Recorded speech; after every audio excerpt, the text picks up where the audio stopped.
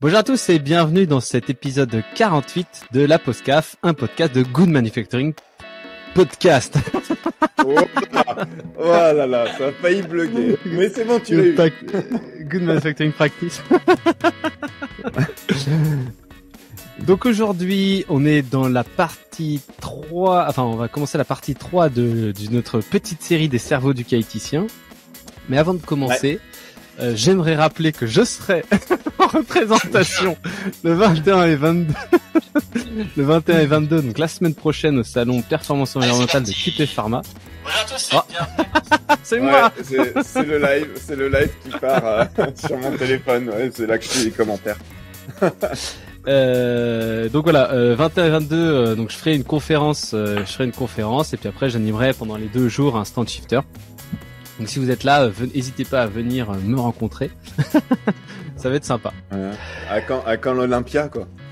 Quand l'Olympia. Ça serait, je sais pas si on pourrait arriver à réunir suffisamment de qualiticiens et de gens de l'industrie pharma pour faire un Olympia. Ça serait un peu compliqué, quoi. J'ai jamais été à l'Olympia, mais je crois que c'est une petite salle. Enfin bref. Donc aujourd'hui, on va parler épisode 3 du cerveau des qualiticiens. Alors pour rappeler, la semaine dernière, on avait poursuivi notre exploration du cerveau des qualiticiens en allant voir un peu plus haut dans l'organigramme.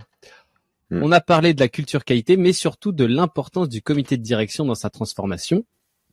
Alors qu'est-ce qu'on a retenu ? On ne peut pas changer la culture qualité d'un site sans embarquer la direction, évidemment. Ça, c'est clair. Le profil du directeur de site influence énormément la vision qualité. Donc, qu'il soit pharmacien, manager prod supply ou tout simplement issu d'une autre industrie. Le directeur qualité a un pouvoir d'influence là où le directeur production peut imposer.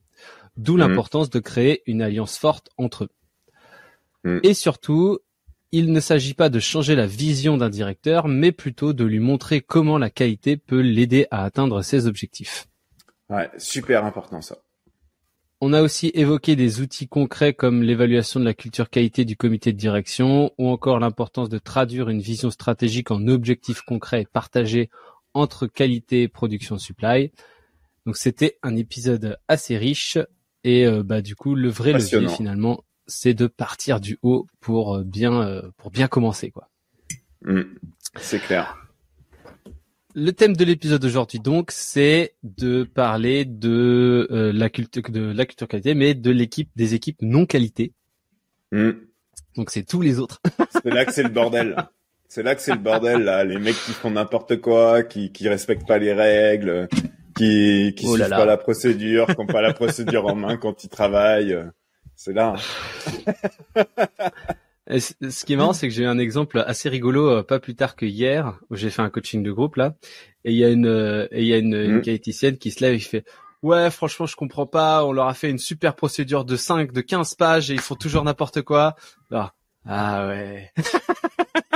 C'est vraiment l'important, c'est le nombre de pages. C'est quoi? C'est dingue parce que moi alors j'ai fait un post là-dessus justement cette semaine. Et il y a 2 semaines, j'ai eu sur un site la même réflexion. Mais attends, avec le document qu'on a fait, c'est pas normal, il devrait pas y avoir d'erreur. Ah, c'est fou, hein. C'est fou, hein. C'est exactement ça. C'est exactement ça. Et en fait, je pense que si on on va rentrer dans le vif du sujet, hein. Si les mecs ils font des erreurs, si les mecs ils ont une mauvaise culture qualité, alors on va parler en prod plus généralement, mais on pourra parler aussi des services annexes en OCQ, et bien que la culture qualité soit un peu différente d'un service à l'autre, c'est pas parce que les mecs c'est des fainéants qui ont pas envie que voilà, enfin en fait il faut juste reprendre le truc et on en a souvent parlé, mais la première raison c'est qu'il y a un manque de sens. Ils comprennent pas, on leur impose des règles, on leur impose des choses à faire, on leur impose des documents à lire. Voilà, t'arrives, t'as 150 documents à lire, tu dois connaître, tu dois respecter. Putain, n'importe qui n'arrivera pas à s'en souvenir et à appliquer tel quel dans les documents en fait. Et en fait, ce manque de sens, il est cruel parce que du coup, on a des personnes qui vont être pointées du doigt parce qu'elles prennent des raccourcis, parce que c'est plus simple pour elles de faire comme ça, mais en fait elles comprennent pas pourquoi à un moment donné ils vont peut-être pas faire le plus simple, mais le plus standard pour respecter des contraintes, des spécifications, des choses comme ça, quoi. Et c'est juste qu'elles comprennent pas. J'ai un super exemple, j'ai deux super exemples trop marrants. Ces deux déviations que j'avais investiguées il y a pas si longtemps que ça. Le premier, c'était, il fallait faire, les deux, c'était sur des prélèvements. Donc le premier, c'est, il devait prélever l'intérieur, il devait l'instruction, c'est prélever le retour produit. Donc c'est c'est un tuyau, quoi. Donc tu le démontes et puis du coup t'es censé écouvillonner l'intérieur pour prélever ça pour analyser le toc. Donc le gars, il a probablement pas trop plus lu que ça. Il démonte le truc et là, et finalement il prélève le tour du tuyau, quoi, et pas l'intérieur. Extérieur. Ouais. Ouais. Et donc on va le voir. Fait du coup pourquoi, qu'est-ce qui s'est passé et tout machin. Il fait du coup j'ai démonté et puis mon écouvillon il est trop gros pour rentrer dans le trou. Alors je me suis dit que c'était pas là qu'on devait prélever. Alors j'ai prélevé extérieur. Voilà. Et ça, c'est intéressant parce que ton exemple, il traduit deux choses qui font que la culture qualité sur le terrain, elle est faible. La première, c'est que souvent, en fait, on met en place des pratiques qui sont pas forcément adaptées avec la réalité du terrain. Et la deuxième, c'est que quand le gars, il a un truc qu'il peut pas faire parce que, son écouvillon, il est pas adapté, culturellement, il se dit pas, tiens, je m'arrête, je vais demander si c'est le bon truc. Qu'est-ce qu'il faut prélever, là, en fait. Derrière, il y a mon chef, il va me demander qu'on accélère pour changer après de produit, etc. Donc, je prends la décision de faire comme ça. Je me pose pas la question. Et ça, c'est un vrai truc, quoi. Deuxième exemple assez intéressant aussi. Et alors là, c'est pareil. Je vais t'expliquer plusieurs autres trucs avec la procédure. Donc c'est pour faire un prélèvement. C'était encore une fois un prélèvement TOC, mais du coup sur de l'eau, c'est un puisage d'eau. Et donc le gars, c'est un mec de la production. Donc normalement, à chaque fois qu'ils font un prélèvement, hop, ils désinfectent le point de prélèvement, ils font le prélèvement, et puis après ils redésinfectent. Sauf que là, quand tu fais un prélèvement de TOC, il faut savoir que l'alcool isopropylique, ça te pourrit tes résultats du TOC, quoi. Et donc là, il a fait comme d'hab. Son prélèvement, vu qu'il fait comme d'hab, il désinfecte, il prélève, boum, le truc du TOC revient à 2000. Wow. Mais ce qui est intéressant, c'est qu'on va voir on a plusieurs choses. Donc on a été voir, il y avait plusieurs endroits où il pouvait regarder. Donc il y avait bien sûr la procédure, où là la procédure ne dit pas qu'il faut désinfecter avant, mais elle dit pas non plus qu'il faut pas désinfecter. Alors ça, du coup, est-ce que c'est normal ou pas, je sais pas. Et après, pareil, l'instruction de validation de nettoyage, je crois que c'était. Pareil, là, elle dit absolument rien du tout sur désinfection, pas désinfection, quoi. Donc en fait, si tu le sais pas que l'alcool isopropylique, ça te pourrit ton prélèvement, tu peux pas vraiment le savoir. Mais alors, est-ce que le fait que ça soit marqué dans la procédure, de toute façon, il aurait pas lu la procédure parce que pour lui, c'est un prélèvement, c'est un truc qu'il fait d'habitude. Après, peut-être que dans l'instruction de nettoyage, dans l'instruction de validation de nettoyage, là, ça aurait été peut-être intéressant de le préciser que en tant que prélèvement de TOC, il faut absolument pas désinfecter avant, quoi. Ouais, c'est intéressant ça. C'est intéressant et je te rejoins sur le fait que la procédure, en fait, il l'aurait pas lu parce qu'il fait ça tout le temps. Alors, on peut se dire, ouais, mais c'est pas normal, c'est un manque de rigueur. Les mecs, ils ont des procédures, ils doivent les lire. En fait, juste à un moment donné, on va arrêter de dire ça, quoi. On se met à la place d'un opérateur. Tu prends toutes les procédures qu'il doit maîtriser dans son quotidien. C'est impossible. Humainement parlant, ça n'est pas possible. Ça veut dire que votre système de formation et de documentation, il est mal conçu. Après, ça, on parle de cet exemple-là, mais encore une fois, c'est pas la formation et la documentation qui va porter votre culture qualité sur le terrain. C'est un outil, la documentation et la formation, qui va vous aider, mais il faut d'abord travailler sur la culture, avec le sens, avec des outils aussi méthodologiques sur le terrain qui sont adaptés au terrain et qui permettent de vérifier quand il y a des dérives de pratique et de corriger au plus tôt ou d'adapter la pratique aussi si elle n'est pas adaptée avec la réalité du terrain, quoi. Mais ce qui est intéressant, c'est que tous les accus savent que l'alcool isopropylique, ça te pourrit ton prélèvement TOC, mais je dirais qu'il y a pas toute la prod qui le sait, quoi. Alors c'est pour ça que quand tu fais une réunion avec des accus, tout le monde fait genre non mais putain tout le monde sait ça, c'est n'importe quoi. Ouais, mais du coup est-ce que c'est normal que la prod le sache ou le sache pas? Je veux dire les opérateurs, c'est eux qui le font. On peut pas leur demander. Alors après ça dépend de quel type de production on parle, mais on peut pas demander aux opérateurs d'avoir le même niveau de connaissance chimique, analyse, etc. que un pharmacien ou un ingénieur qualité. Et en l'occurrence, même si on commence à dire, on va les former, on va leur donner des connaissances, etc. Tu prends un process de prod, il y a tellement de choses à connaître que ça va être compliqué pour un opérateur qui, au mieux, il va être bac+2 ou quelque chose comme ça, d'appréhender tout ça, quoi. C'est compliqué. Mais après, moi je pense que c'est que c'était pas son boulot. C'est-à-dire que tu vois c'était pas son boulot. C'est difficile à dire, mais le technicien du Sécu qui va faire lui les prélèvements quotidiennement pour tous ses points de pisage, parce que t'en as un paquet de points de pisage à prélever tous les jours. Ouais. Lui, il le sait, lui qu'il faut pas désinfecter. Ouais. Il le sait pourquoi, parce qu'il le fait tout le temps. Il s'est peut-être fait avoir le premier coup, mais il le sait quoi. Et donc pourquoi est-ce que c'est finalement le technicien, c'est le technicien de prod qui a fait le prélèvement? Je sais pas. Mais on aurait pu se dire, pour la validation de nettoyage, c'est peut-être des techniciens qui sont habitués à faire les prélèvements qui doivent venir, alors qu'il est habilité au prélèvement. Il a eu cette formation, et il savait que, c'était bien fait quoi en vrai. C'est juste qu'il a travaillé de mémoire, et il a fait comme d'hab. Est-ce qu'il savait pourquoi est-ce qu'il devait faire ce prélèvement, ou est-ce qu'on lui a appris dans la formation à comment bien le faire, sans lui donner à quoi il sert ce prélèvement, qu'est-ce qu'on va mesurer, etc. Ouais, là j'ai pas les infos, mais. En tout cas, voilà, mais ça c'est un truc important. Et moi, je pense que, c'est des choses qu'on a beaucoup parlé parce que finalement, la culture qualité au niveau des personnes hors qualité, on va refaire le lien avec aussi nos approches de réduction des erreurs humaines, parce qu'en fait, finalement, c'est de ça dont on parle.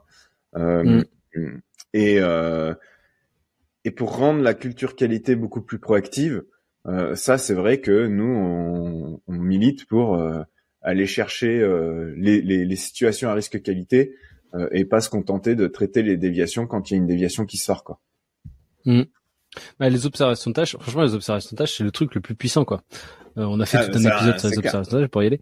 Et en fait, c'est ça, hein, pour moi, pour changer la culture qualité des équipes production, dans tous les cas, il faut mettre le paquet sur les observations de tâches continuellement quoi.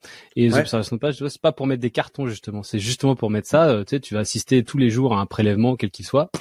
Puis du coup, tu vois que le gars il laisse traîner le tuyau de prélèvement par terre, il allume, il fait sa purge.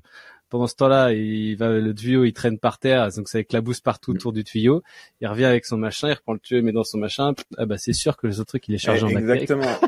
Et en fait, ce qui est intéressant, c'est que l'observation de tâches, ça va te permettre soit d'adapter ta pratique parce que tu te rends compte que la pratique telle qu'elle est définie, elle est pas adaptée, soit de recadrer aussi un opérateur parce qu'il y a des opérateurs qui prennent des raccourcis alors qu'il n'y a pas de raison, ou aussi de redonner du sens en fait. Typiquement, si tu te rends compte que le mec il laisse traîner son tuyau, etc. par terre, peut-être que ça veut dire que les gars qui vont faire les prélèvements, ils ont pas bien compris le truc. Et donc tu peux aussi cibler ce que tu vas passer comme communication auprès de tes personnes du terrain pour redonner du sens petit à petit sur les sujets que tu observes.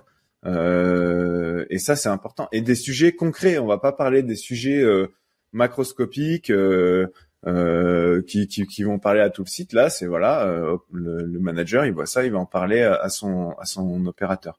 Mais ça repose sur un truc essentiel. C'est la culture qualité des managers. En fait, la culture qualité des managers, c'est le pilier numéro 1. Hein. Alors encore une fois, on va revenir en arrière sur ce qu'on a dit dans l'épisode précédent. Effectivement, pour pouvoir changer la culture qualité, il faut avoir changé la culture qualité du CODIR pour que, si on prend la production spécifiquement, le directeur production ait une vraie culture qualité qu'il infuse à ses managers. Voilà, moi là on a un commentaire qui dit la documentation est un outil en effet, un bon levier pour améliorer la culture, ça peut être entre autres la présence terrain, le Gemba où on prend le temps de faire ou observer une activité. Sauf qu'en fait, ça, c'est bien, c'est pertinent, mais c'est pertinent, à mon sens, hein, si c'est la prod qui fait ses gembas, ses tours de terrain, avec une culture qualité. Alors ça peut être avec en binôme avec la Q, mais il faut pas que la Q vienne faire ses observations, ses gembas, seule, parce que forcément que ça va finir par glisser vers la Q, le gendarme qui vient contrôler, oh là là, ils sont pénibles. Tu vois, il faut vraiment que ça soit un vrai duo, quoi. Ouais, mais et puis, enfin, comme on l'a dit après, il faut que les mecs, ils sachent, enfin, ils soient vraiment ultra forts dans leur process, enfin, ultra forts. Ils comprennent vraiment tout, parce que c'est un processus qui nécessite, enfin, qui est aseptique, par exemple, ou des trucs comme ça. Bah là, du coup, tu dois être méga, enfin, tes managers, ils doivent être forts à ça, quoi, à toute la gestion, toutes les contaminations, oui. Comment tu les gères, comment tu les, et pareil pour autre chose, hein, mais pareil dans la granulation, bah c'est pareil, les mecs, ils doivent être quand même un peu forts pour pouvoir détecter justement, ça c'est pas bon, ça. Enfin, ça peut engendrer des problèmes. Tu vois, moi, je suis d'accord avec toi, mais c'est pas là-dessus qu'ils doivent être le plus fort. Pour moi, là où ils doivent être le plus fort, c'est savoir se dire, là, je sais pas, je vais demander. Parce que, effectivement, tu peux ne pas maîtriser 100% des trucs, mais en fait, le manager, il va être amené à prendre des décisions quotidiennement pour dire à ses opérateurs, ok, vous allez faire comme ça, ok, machin. Sauf que le manager, alors oui, on va en avoir qui vont être super forts sur leur process, d'autres qui seront peut-être un peu moins forts. Mais du coup, sa force, ça va être de se dire, attends, je vais prendre une décision. Je ne connais pas tout très bien dans le détail ce sur quoi je vais prendre une décision. Je vais me renseigner avant de prendre ma décision. En fait, du coup, il faut arriver à rendre les managers de prod curieux. Ouais. Et douteux. Douter d'eux-mêmes. Non, mais c'est vrai. Enfin, douter de leurs décisions et de se dire, attends, voilà. Alors après, faut pas tomber dans l'excès inverse où ils vont plus prendre aucune décision on en parlera dans l'épisode prochain avec la qualité. Voilà, c'est ça. Mais en fait, on est en train de, voilà, en fait, aujourd'hui, alors si on fait le lien avec l'épisode prochain, la qualité va être douteuse. Enfin, ils vont douter facilement. Ils vont douter plus facilement. Ouais. Alors qu'en fait, on voudrait que ce soit l'inverse, quoi. Ce soit ceux qui sont pas en qualité qui doutent facilement et la qualité qui doute moins. Et ça, c'est un vrai sujet parce que après, voilà, encore une fois, les profils de managers de prod, c'est des mecs, ils sont là pour faire de la performance, quoi, tu vois. Mais regarde, donc ouais, voilà, c'est ça. Pourquoi tu doutes Parce que du coup, tu sais pas si ce que tu vas faire, ça va rendre le truc non conforme ou conforme, quoi. Ou, enfin, tu sais, ça va avoir un impact futur. En vrai, quand t'es en prod, théoriquement, tu t'en fous de tout ce que tu penses au présent. Bah oui, mais du coup, en fait, ça veut bien dire ce qu'on me disait la dernière fois. Ça veut dire que les mecs en prod, ils vont pas douter parce qu'ils vont se dire, attends, moi, si je fais ça, ça va me réduire l'efficacité de mon équipement de production. Je suis objectivé là-dessus. Il faut augmenter le TRS. Donc je prends cette décision là, quoi. Et donc on en revient aussi aux objectifs des uns et des autres. Hein. Quand on parlait des objectifs la semaine dernière, ça va jusqu'au manager. C'est quel objectif on donne à nos équipes sur le terrain en lien avec des attendus qualité et pas que performance quand on est sur de la production ou du sécu ou des choses comme ça, quoi. Ouais, donc c'est comment leur faire douter et surtout leur faire prendre conscience que ça a l'air bateau de dire ça, hein, mais en vrai c'est penser aux conséquences futures de chaque chose qu'ils voient, quoi. Ouais, en sachant que quand tu prends leur champ de contrainte à eux, ils n'ont pas le temps de se poser et de penser aux conséquences futures. Ouais, c'est ça, ouais, c'est vrai. Et ça, tu vois, c'est un premier outil de travail, c'est de travailler justement sur un stop quand tu dois prendre une décision, quoi. Il faut que ça devienne instinctive pour tout manager de se dire, attends, je dois prendre une décision, stop. Et c'est un mini change control, quoi. Ouais, c'est ça. Non, mais je sais pas. Ça arrive de faire peur si on dit ça. mais c'est de se dire, ouais, je fais un stop. Je prends pas ma décision trop vite. T'as ça, ouais. Et il y a Thomas Chabert qui nous dit, mais si le manager gère la dev et doit ensuite défendre son lot, crois-moi qu'il va le réfléchir aux impacts avant de prendre une décision. Ouais, mais on a un peu. C'est pas faux, mais. C'est pas faux, mais encore une fois, on a, enfin, la déviation, elle est déjà là. Elle est déjà là, et puis en plus, ouais, enfin, quand tu dis gérer la dev, c'est gérer les actions curatives ou les investigations. Ah, bah, du coup, l'investigation, t'as pas le temps de faire ça. Voilà, c'est sûr. Si déjà t'as pas le temps de te poser pour réfléchir aux conséquences, enfin. Et du coup, après, il y a aussi un autre sujet, hein, c'est que les mecs sur le terrain, en fait, c'est vrai que t'as souvent des mecs qui arrivent, enfin, je parle de mecs, mais des gens qui arrivent qui ne viennent pas forcément aussi que de la pharma, qui ne connaissent pas forcément aussi toutes ces contraintes, et les formations qu'on leur donne à l'entrée sur le site. Alors on va donner des BPF, mais est-ce qu'on les forme vraiment à leur process, aux produits qu'on est en train de faire, aux impacts qu'on est en train de faire? Tu vois, c'est le sens derrière qui est pas là, quoi. Ouais. Ouais, ben c'est ça. Enfin, c'est pour ça que je disais qu'il faut qu'ils soient quand même pas mal experts dans leur process, mais c'est comment est-ce qu'on peut faire pour ouais, en fait, il faudrait arriver à trouver un principe pour que les gens qui regardent leur process, ils disent je comprends rien. Comment ça marche? Toi, vraiment, c'est quoi mais c'est attiser leur curiosité, mais en fait, encore une fois, tu vas avoir plusieurs types de profils de superviseurs ou de chefs d'équipe ou de managers d'équipe. Là, on focus beaucoup sur la prod, mais c'est valable pour d'autres secteurs. Il y en a qui vont être d'anciens techniciens de prod, qui vont vouloir faire à la place d'eux, dire attends non mais là tu fais pas bien, regarde je te le fais et voilà.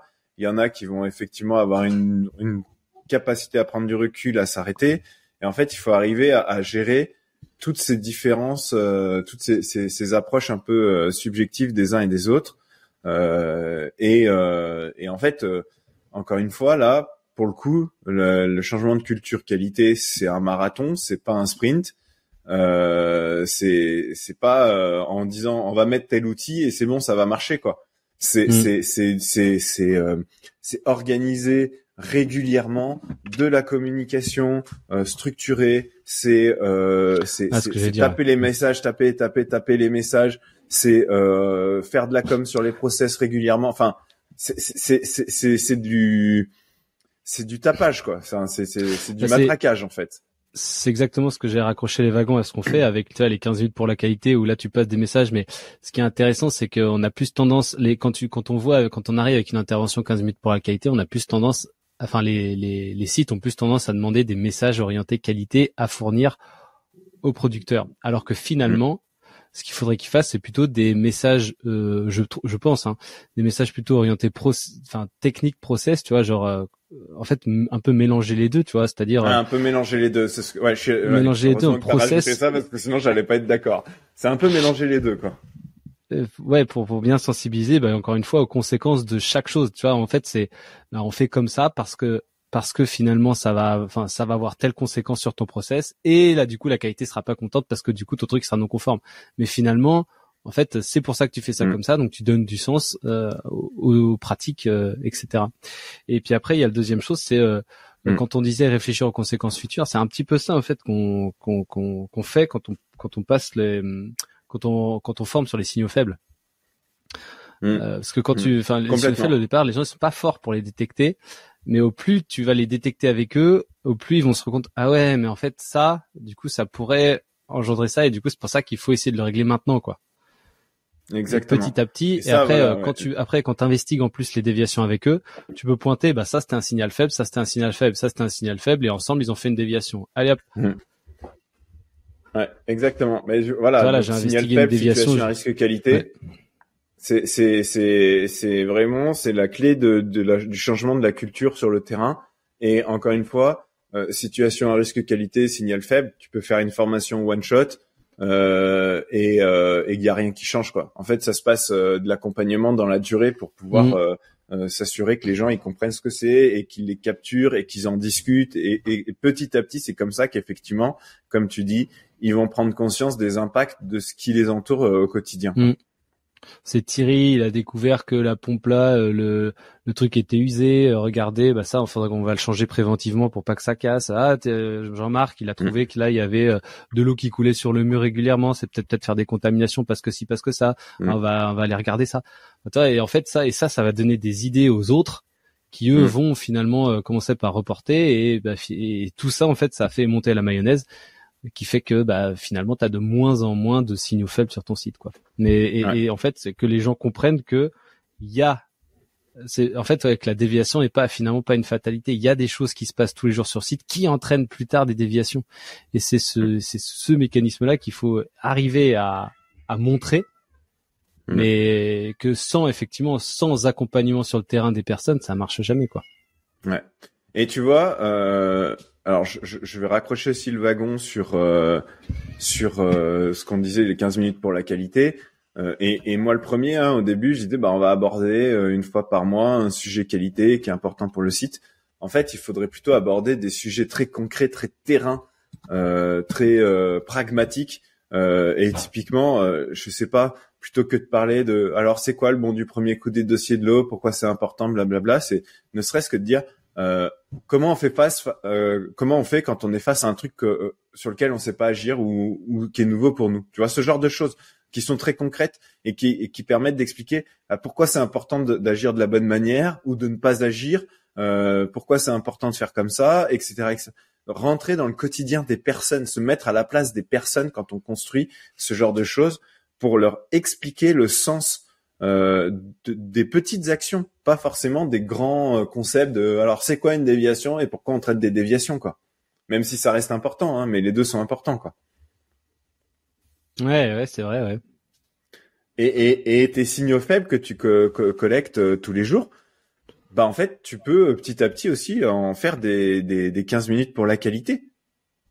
Tiens, on a détecté que la pompe là, elle était usée. Je sais plus comment tu l'as, Thierry, elle a vu ça. Tiens, on va faire un 15 minutes là-dessus. Alors pourquoi c'est important qu'on se retrouve pas avec des pompes qui sont usées de pression. Voilà, qu'est-ce que ça peut avoir comme impact, comment on fait, et vous en pensez quoi, etc., quoi. Et ça, de toute façon, ça vient avec l'habitude d'écrire, enfin, d'en écrire. En fait, si t'as une équipe qui gère un peu les 15 minutes pour la qualité, qui a l'habitude de faire ce genre de feedback et d'écrire ce genre de trucs pour faire des communications, en fait, au début, c'est méga dur, en vrai. Au début, tu fais une feuille sur les chest control, mais heureusement que, mais finalement après tu peux faire une feuille sur la première étape, sur l'évaluation du risque du premier change pour ce type de truc là, et tu peux écrire un bouquin, quoi, au bout d'un moment, parce que du coup tu deviens un spécialiste de ton process et finalement tout est intéressant et tu peux décomposer à l'infini, rentrer dans les détails comme tu veux. Et ça vient que avec l'habitude, la connaissance et justement la connaissance de tes équipes, comment elles reçoivent les messages, ce qu'elles aiment bien, comment elles ont réagi, etc. Et ça, tu peux le faire que en faisant ça régulièrement, quoi. C'est clair. En tout cas, voilà. Du coup, c'est vraiment ce travail sur le terrain qui est ultra important, quoi. À une heure où l'IA prend de plus en plus de place dans nos vies, en plus, c'est vrai que finalement, ça c'est un danger. Oui, c'est un danger un peu de l'IA, c'est qu'elle est pas connectée à vos personnes, quoi. Du coup, si jamais vous demandez à de l'IA de vous faire des messages de tel ou tel type, elle va vous les faire. Ils vont peut-être être bien, mais elle va pas avoir de connexion avec vos gars, quoi. Et quand vous allez lire le message, les mecs, ça se trouve, ils s'en foutent. Enfin, ils trouvent ça nul, et il y a que vous qui pourraient savoir si ça leur plaît, s'ils réagissent et s'ils comprennent, quoi. Et finalement, c'est pour ça que c'est quand même bien d'écrire un petit peu de choses pour s'habituer à customiser, en tout cas, un minimum ce que l'IA vous donne pour avoir des messages plus percutants, plus efficaces, quoi. Complètement. Ça peut éloigner des sujets. Non, et puis après, je pense qu'il y a un dernier élément qui est clé aussi pour travailler sur la culture qualité hors qualité. C'est d'arrêter de penser que les mecs prennent des raccourcis volontairement aussi. Tu vois ce que je veux dire? Bien sûr, et de se dire que de toute façon c'est peine perdue, les mecs ils en ont rien à foutre, c'est des fainéants, ils font ça parce que c'est plus facile pour eux mais ils comprennent pas. Faut arrêter de penser qu'ils le font volontairement. Et quand ils font de conneries parce que ils ont pas respecté, c'est les premiers à être emmerdés quoi en fait. Hein. Même si peut-être qu'il y en a qui s'en foutent, ils vont rentrer chez eux le soir, ça les touchera pas trop. Mais malgré tout, au fond de soi, ça fait toujours chier quoi. Bah, tu vois, c'est comme cette histoire de ligne de désir là. En fait, parce que là, j'ai eu beaucoup de mal. Enfin, j'ai eu beaucoup de mal. J'ai eu une déviation, tu vois, où c'était une personne, toi, qui chargeait les laveurs. Et tu vois, tu charges donc la charge du laveur, elle est validée. Donc elle a fait 3 paniers un peu complexes où elle a utilisé et les photos, genre elles sont aimantées sur le laveur quoi. C'est pas comme si c'est pas comme si c'était pas accessible, c'était pas là. Enfin, tu sais, c'est des photos visuelles, machin et tout est expliqué. Et donc elle charge ses premiers paniers, elle les fait nickel parce que du coup elle utilise la documentation. 3e panier, fallait juste mettre un bol et 2-3 petites pièces. Et donc là elle travaille de mémoire, sauf qu'elle met le bol à l'envers. Boum, elle lance le laveur. Boum, cycle non conforme. C'était forcément comme quand tu mets un bol à l'envers dans ton lave-vaisselle, toute la merde reste dedans, quoi. Bon, après, ça a engendré plein d'autres problèmes, mais cette personne, tu vois, qui a travaillé de mémoire parce que du coup, c'était facile. Bah oui, et là, c'est super. Enfin, en vrai, pour trouver une action corrective, c'est super chaud. Une action corrective autre, quoi. Enfin, c'est assez chaud. Et en fait, je pense que l'action corrective, finalement, ce qu'il faut faire, c'est que tu fais pendant plusieurs semaines des observations de tâches du chargement du laveur en poussant les gens à utiliser systématiquement la documentation, enfin la photo qui est affichée, pour que ça devienne un réflexe d'utiliser ces photos et que même si c'est facile, il faut quand même, on l'a bien vu là, c'est pas parce que c'est facile que tu peux pas te tromper sur une charge de laveur. Et je pense que c'est observer pour voir si les gens utilisent bien les documents à disposition. Mais c'est chaud, hein. Ouais, moi, je suis pas d'accord. Ah, vas-y, ouais. Je suis pas d'accord parce que en fait, t'oublies un facteur clé dans ce cas-là, c'est que la personne, ça se trouve cette nuit-là pour une raison X ou Y, elle s'est engueulée la veille avec son conjoint ou quoi. Non mais ok, mais tu vois, là dans ce cas-là, non mais tu vois, elle a peut-être pas bien dormi, elle était pas réveillée et voilà, il peut y avoir des raisons qui ne sont pas maîtrisables par le site de production. On peut pas maîtriser la vie des gens en dehors du site de prod, les obliger à se coucher à une heure convenable, et pour arriver 100% opérationnel psychologiquement. Donc il y a ce clair, truc-là. J'ai exactement la même déviation sur le chargement d'un surgélateur. Et du coup, tu as une sonde. Quand tu fais un -20, tu le mets à un endroit. Quand tu mets un -60, tu as un autre endroit. Les 2 photos sont au même niveau de sa tête sur la porte du surgélateur. Et elle l'a mis au mauvais endroit, putain. Elle dit merde, qu'est-ce qu'on fait quoi? Ouais, mais ça, tu vois, c'est alors après si tu veux vraiment éliminer, parce qu'après ça dépend aussi de la fréquence de ce genre de problème, mais si tu veux que ça se reproduise plus, à mon avis, il faut pas travailler sur on va faire en sorte que les mecs ils utilisent plus la doc. Il faut travailler sur mettre en place des outils de détection automatique ou j'en sais rien. Alors, ce que j'avais proposé, c'est est-ce qu'on peut pas regarder avec la validation si on peut pas mettre les 2 sondes au même endroit, enfin selon quelle que soit la température, par exemple, ça aurait été cool. Mais bon, en vrai, ça reste quand même difficile à. Enfin, là, c'est chaud, je sais pas. Ouais. T'arrives un peu dans ton investigation, c'est ouais, j'ai fait la connerie. Non, ça va, je me suis pas fait interrompre. Ouais, j'avais que ça à faire. Et non, ça va, j'étais plutôt réveillé, pas de problème ce jour-là. C'est juste que j'ai fait une connerie. Ouais. Après, tu peux aussi. Moi, je sais que par exemple, sur une déviation que j'ai eu à coacher il y a pas longtemps, dans la réception à un magasin, le mec il s'est planté dans l'étiquetage de ses palettes. En fait, il avait deux AC différents. Alors c'était les mêmes, hein, c'était des étuis, mais le code article était différent. C'est pas pour le même produit, mais ils étaient similaires. T'avais le même nombre de palettes, le même nombre de cartons pour les deux commandes. Et en fait, il a inversé l'étiquetage.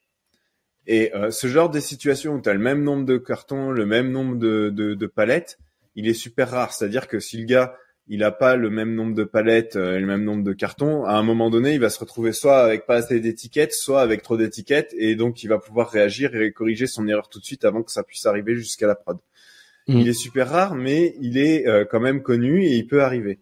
Et donc en fait, là, typiquement, qui a pas complètement débile, hein, mais très simple à mettre en place, c'est de se dire, le gars qui fait l'impression des étiquettes, lui, il le voit qu'il y a le même nombre de palettes, le même nombre de cartons, et donc on a mis en place dans leur casier où ils mettent les étiquettes, on a mis en place quelques cases avec un affichage attention particulière, tu sais, en rouge bien visible.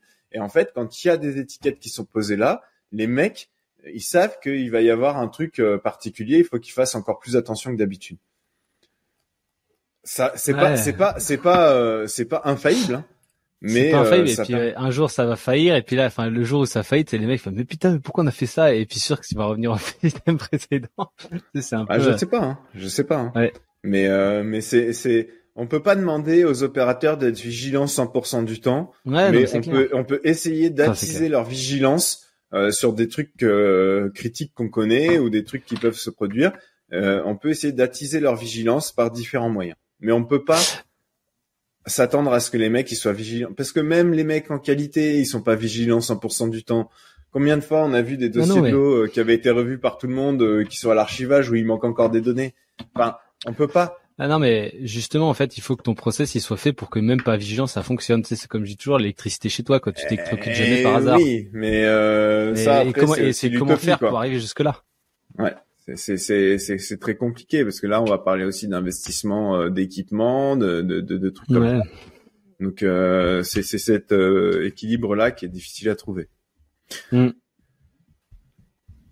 Mais bon, en tout cas, ouais, faut en tout cas pour choisir les après là on a un peu dérivé du sujet, on est plutôt sur le choix des CAPA par rapport Mais voilà, on va continuer parce que là ça fait plus de 30 minutes qu'on est là, voilà, on pourrait en parler pendant des heures.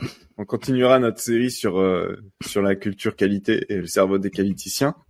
Je pense qu'on a encore 1 ou 2 épisodes parce que j'ai encore des choses intéressantes à dire après avoir parlé des qualiticiens en eux-mêmes. Mais il faut qu'on fasse notre tribunal des CAPA. Ouais, non, mais c'est clair. C'est clair. Et du coup, il nous faut un vivier. Si vous avez des CAPA à nous présenter, des cas à nous présenter, n'hésitez pas, on peut faire des visios avec vous, mais avec 10 CAPA. Juste nous venir, on prend 5 CAPA en une demi-heure. Je sais même pas si on aborde les 5. Hein. On peut en parler pendant des heures des CAPA. mais voilà, un tribunal des CAPA, ça pourrait être vraiment fun à faire, quoi. Mais le problème, c'est qu'on a toujours besoin. Non, mais en fait, tu sais, on va toujours demander de la donnée supplémentaire, tu vois. Enfin, je le sens qu'on connaît une maison. Non. Et là, du coup, c'était comment? ça sert à quoi? Bon.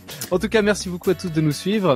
C'est vraiment un plaisir de voir, en tout cas, les écoutes augmenter, les gens nous dire que c'est vachement intéressant ce qu'on fait. Donc, voilà, on fait ça pour vous. Donc, n'hésitez pas à vous abonner. Et écoutez-nous sur toutes les plateformes, voilà. Abonnez-vous, c'est quand même cool, quand même. Ça nous aide pas mal à voir, à estimer un peu combien de personnes intéressées. Et à bientôt pour un prochain épisode. À bientôt, merci beaucoup.